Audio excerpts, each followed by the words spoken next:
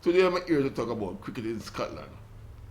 It is ironic that cricket has been playing in Scotland for over 200 years,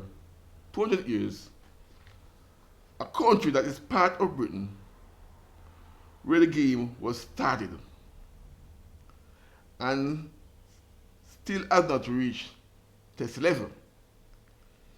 Throughout those years, the game in that country has never died or waned that much. It has just remained a sleeping giant. A sleeping giant. The year 1985 marked 200 years of cricket in Scotland. If the Scot had a celebration about this, it would have been irrelevant because not much development has taken place in Scottish cricket over those many years. For instance, Scotland have been playing cricket long before the West Indies, New Zealand, South Africa, and Zimbabwe. Yet those countries have reached the zenith of the game, while the game in Scotland has not improved for many generations. Scottish Cricket Union came into being in 1879. Scottish Cricket Union came into being in 1879 and became defunct in 1983 and had a rebirth in 1908. The year 1902 marked the start of Scottish county cricket. This competition has been played every year since, except during the two world wars. One of the most popular county team is Aberdeenshire rather, which Bermuda's most famous cricketer Alma Hunt used to represent. Few Scottish players have represented England in Test cricket over the years, with one notable exception of Mike Dennis, who captained England during the early 70s. After nearly 200 years of involvement in cricket, Scotland can mercifully take some pride in their game, having become an associate member of the ICC in 1994. In 1997, ICC trophy, the sleeping giant woke up in a dreamlike fashion when they won the third place playoff against Ireland and thus won a place in the 1999 World Cup. This is a testament to the potential that the game had in Scotland, but which has always been denied for many years. However, Scotland failed to take advantage of the Epura of 1999 and was squeezed out of the 2003 World Cup.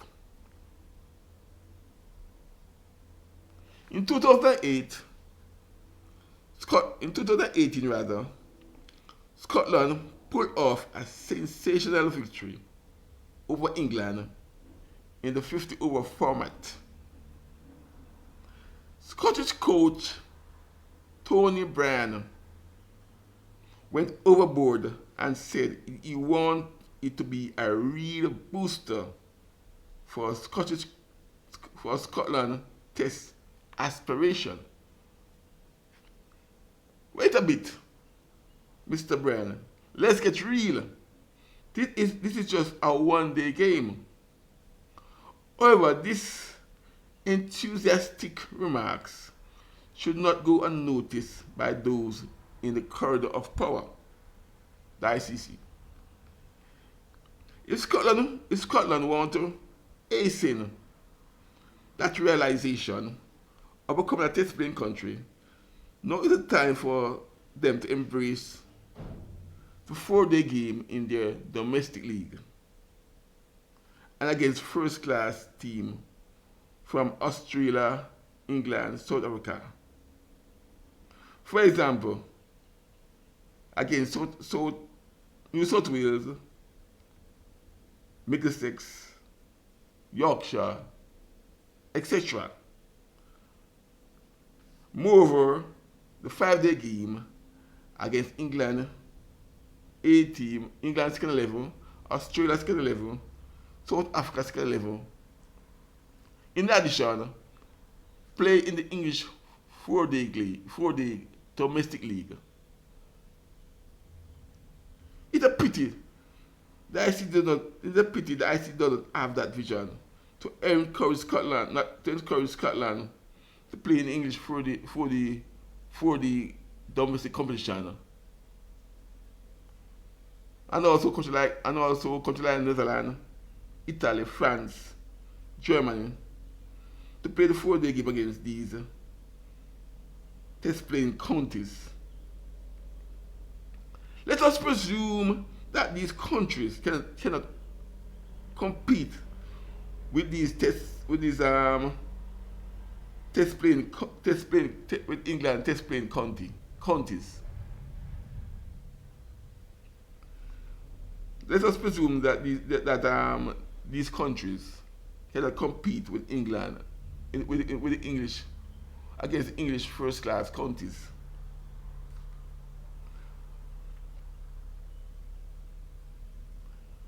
But at least they can compete as X1. For example, a French X1 with 5 players with test or first class experience from leading test playing countries, and the rest are French national. The logic behind this scheme is that the player with first class and test experience will keep this encounter competitive, and in the same breath, giving these nationals from the non-test playing countries exposure in the tough 4-day format against these tough first class 4-day team, and they can improve their game in all formats.